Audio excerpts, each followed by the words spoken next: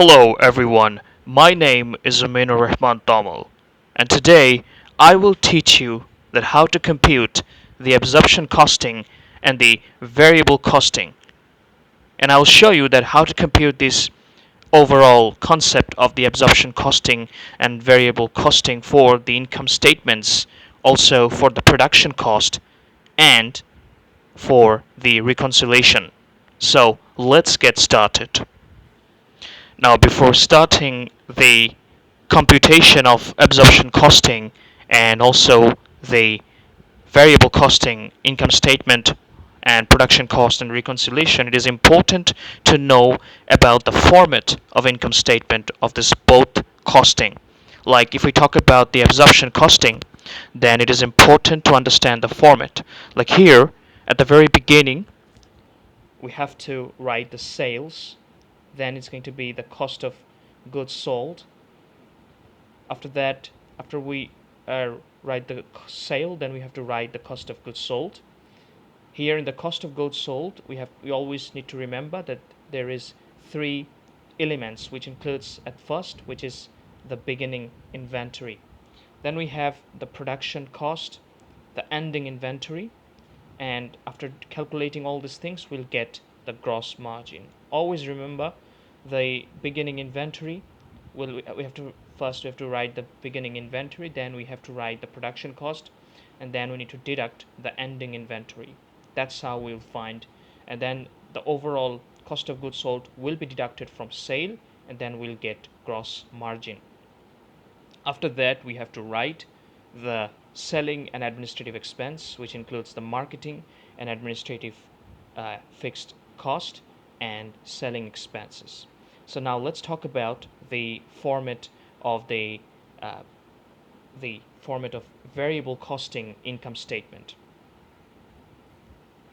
So here in the variable costing income statement, we can see that it is quite similar with the absorption costing income statement, but there are some little difference, like the sales and the cost of goods sold will be same, just like the absorption costing. There will be some changes in here, which we'll find out in the math when we're going to compute the math, and then they're going to be the cost of goods sold sales is just same. The format is just same like absorption costing, but the changes came from here. Like you can see the selling expense. Here, the selling expense, you have to deduct this one earlier. You don't have to write in this place. You have to write it in this place exact time when you just computed the gross margin. You have to deduct the selling expense. You will get the contribution margin. After that, you have to write the fixed expenses, manufacturing fixed cost, and the marketing and administrative fixed cost. So manufacturing fixed cost is the additional thing that will add in the income statement of variable costing. So now let's go to the actual math that we will solve today.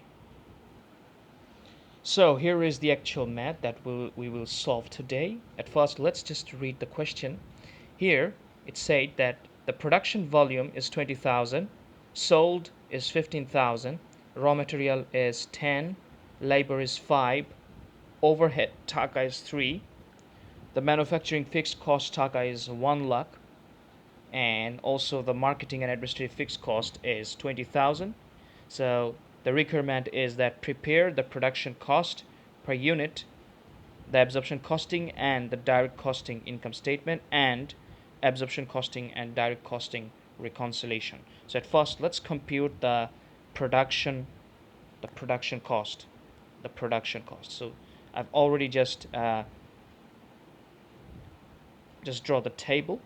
I just have to write the overall solution from here. So it is important to understand that whenever you're going to compute the production cost, then you have to just draw this kind of table where you have to at first write the particulars, then they're going to be the absorption costing, then the direct costing. So here in this, at first we have to write raw material. So let's just write raw material.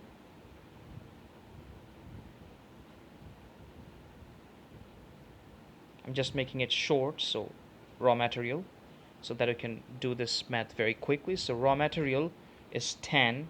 So you have to understand that here raw material, labor, both will go to SE and DC, absorption costing and direct costing. But just the overhead, which makes the difference, the overhead will be only written in absorption costing, not in the direct costing. That's the difference.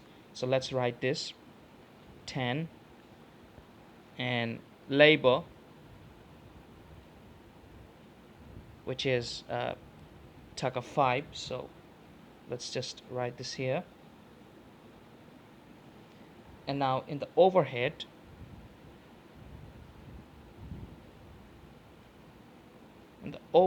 here it's the difference. We have to write the overhead only in absorption costing, not in the direct costing. That's the difference. And always remember that direct costing is also called variable costing or marginal costing. Remember that always. So that's the overall calculation. Now we're just going to see that what is the total amount comes from absorption costing and the direct costing. So as you can see, we have just computed, have just drawn this absorption costing and direct costing. Now let's calculate this. So here, at first we have the absorption costing, which is 10 plus 5 plus 3, which is 18. You see that? 18. So we have to write here is 18. And here is 10 plus 5, we have 15. So this is the overall production cost we have. So now let's compute the income statement, which I have already created. So I'm just going to teach you how to do this income statements. So I have already just completed this income statement under absorption costing. So let's see how I have just complete this income statement. So at first we have to write sales. So here the unit is 15,000, as you can see. So selling unit is 15,000. So I have written 15,000, and one thing is not written here. I think we have to. The unit is not here. Let's just write the unit. Maybe the unit is 30. So total selling is 15,000 and the unit is 30. So if this happens, then we have to write sales 15,000 into 30. I actually forgot to write the unit, so I've just written this unit 30 right now. So I think we'll understand that 15,000 into 30 is 4,50,000. So that's sales. So this is sales. Then we have, remember the format, we have the cost of goods sold. We don't have any beginning inventory. You can see we don't have any beginning inventory, so we have to write, I have to give just a nil here because we don't have any beginning inventory. Then we have to write the production cost. So how I've computed this production cost. So here the production volume is given is 20,000, right? So we have to write the production volume 20,000, and remember when I have completed this 18, which is the absorption costing. So we're doing the absorption costing so of income statement, so we have to write 18 into 20,000. Now we have to deduct the ending inventory. Now how to calculate the ending inventory? At first you have to write as same 18, which is the as we know the production cost of absorption costing. We just have to write that. And how I have calculated this 5,000, it's very simple. We have to just deduct the production cost from the sales. So you have 20,000 of production cost. You need to deduct this from 15,000 and you will get 5,000 of ending inventory. So 5,000 into 18 is 90,000. So what we have to do is very simple. We have to deduct the 360,000 from the 90,000. We'll get 2,70,000. So we got 2,70,000 by calculating this. So 4,50,000 minus 2,70,000, the gross margin is 1,80,000. Very simple. You see, it's going to be very easy to calculate this absorption costing and also the direct costing. Lots of us just fear about this kind of maths. We think it's not going to, like, we can't do this, but it's actually very easy if you just evaluate the overall thing. Then we have the selling and administrative expense. So remember, in the perspective of selling and administrative expense, in the absorption costing, remember one thing, that the manufacturing fixed cost, which is 1 lakh, will not be entering here. The manufacturing fixed cost will only enter to the variable costing income statement or direct costing income statement, not in the absorption costing. So manufacturing fixed cost will not write the manufacturing fixed cost, will only write the marketing and administrative fixed cost 20,000 and the selling unit, which is 15,000. So here we'll write this 15,000 as the selling expense 15,000 and the marketing and administrative fixed cost 20,000. Very simple. So the number of unit that is sold 15,000, here the 15,000 will be again written here as selling expense 15,000 in the both format, on absorption costing and also on the variable costing. And marketing and administrative fixed cost is 20,000 as we have seen in the question. Then we have to just plus this two number, 20,000 plus 15,000 is 35,000, deducted from 1,80,000 is equal to 1,45,000 is the net operating income. So now let's calculate the income statement under the variable costing. So just like the absorption costing, we just have to write some similar things in the income statement, but there are some little difference between these two income statement. Like at first we have to just write the sales just like the old one, the absorption costing, like the volume sale is 15,000 as we know, that 15,000 unit, and here 30 is the unit, the selling unit is 30, so 15,000 into 30 is 4,50,000. So now let's write cost of goods sold, beginning inventory. There is no beginning inventory in the math. Production cost, here we will not write 18, we have to write 15 because it is variable costing, and we know that the result of variable costing production cost is 15. So we have to write 15 into 20,000. Why 20,000? Because it's very simple, as we have the production volume of 20,000. So then we have to do the same thing that we have done in the absorption costing. The ending inventory is 15 into 5,000. 20,000 minus 15,000 is 5,000. 75,000. Then we'll get 2,25,000. We have to just deduct this too. We'll get 2,25,000, which is the selling expense. Sorry about that, which is the gross margin.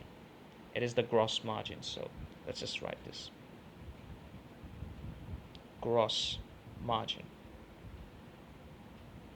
Gross margin is 2,25,000. Here is the difference. In the last math, in the absorption costing, we have write the selling expense in the below section, which is selling and administrative expense. But here we have to write this at the beginning part after calculating the gross margin or gross profit. So 2,25,000 minus selling expense 15,000, which is this 15,000, and as I have said you that this will come again, but this time it's going to be in a different way in the beginning part. And when we're going to deduct this the name of this value will be contribution margin, the CM, the contribution margin. So after that we have to calculate the fixed expense. So in the fixed expense here, so now here is the tricky part comes, the most tricky part of this variable costing income statement. So at first you have to understand that in the variable costing of income statement you have to write all the expenses. Like at first you have write selling expenses, you got contribution margin by deducting from the gross margin, and then you have to write on the fixed expense the manufacturing fixed cost, marketing and administration fixed cost. Now If we talk about the absorption costing, if you if you talk about the absorption costing, then we'll see that here in the absorption costing we have only two expense, like the marketing and administrative and the selling expense. But in the variable costing of income statement, we have to write all the expenses: selling expense, marketing and administrative fixed cost, along with the manufacturing fixed cost. I hope you understand that. Now, the big question is that here in the manufacturing fixed cost, they have written 1 lakh. So, but I have written here only 60,000. So that's the thing. Like, we can't write the full 1 lakh. We have to calculate the overall fixed cost. So it's not going to be the full 1 lakh taka. So how to calculate this manufacturing fixed cost? So it's very simple. At first, we have to write the 1 lakh, which we have as the manufacturing fixed cost. So let's write 1 lakh. So we have 1 lakh, right? Then we need to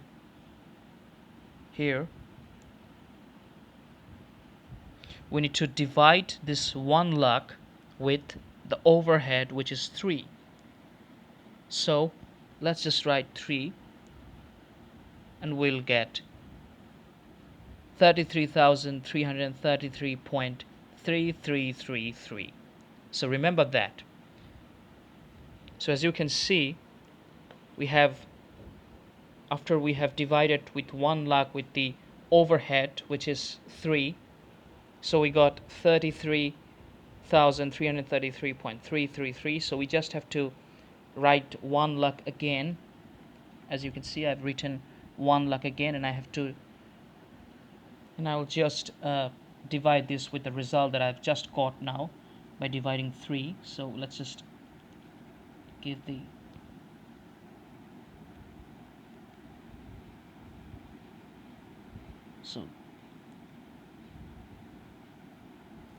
so equal to comes 3. So after getting 3, the result, we have to multiply the answer with our production unit. So the production volume is 20,000. So let's write 20,000.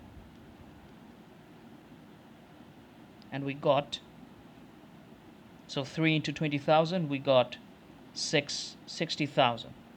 So we have to write 60,000 as our manufacturing fixed cost, and the marketing and administrative fixed cost, as we know, is of course 20,000, the marketing and administrative fixed cost.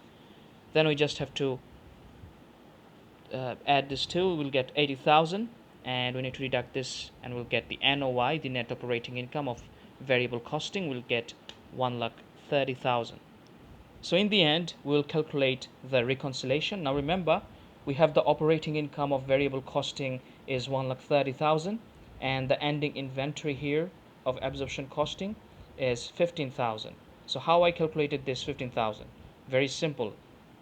As you can see, we have the absorption costing, production cost is 18, and the direct costing is 15. So just deduct this 18 minus 15 is 3. And also the production volume, as I was saying, the production volume and the selling volume is 20,000, 15,000. So 20,000 minus 15,000 is 5,000. So 3 into 5,000 is 15,000. If we just add these two, we'll get 1,45,000. So it's very simple. We have just write the operating income of variable costing, 1,30,000, as we have calculated from here. We got 1,30,000 of variable costing, and then we just calculated the ending inventory, which is the absorption costing, 15,000, and we got 1,45,000. As you can see, 1,45,000 was actually the result of absorption costing. That means our math is correct, and that's how we can compute the income statement of variable costing and absorption costing income statement, also the reconciliation, and of course the production cost. That's how you can calculate this overall thing in a very, very easy way. So that was the overall video, and in the end I want to say thank you very much.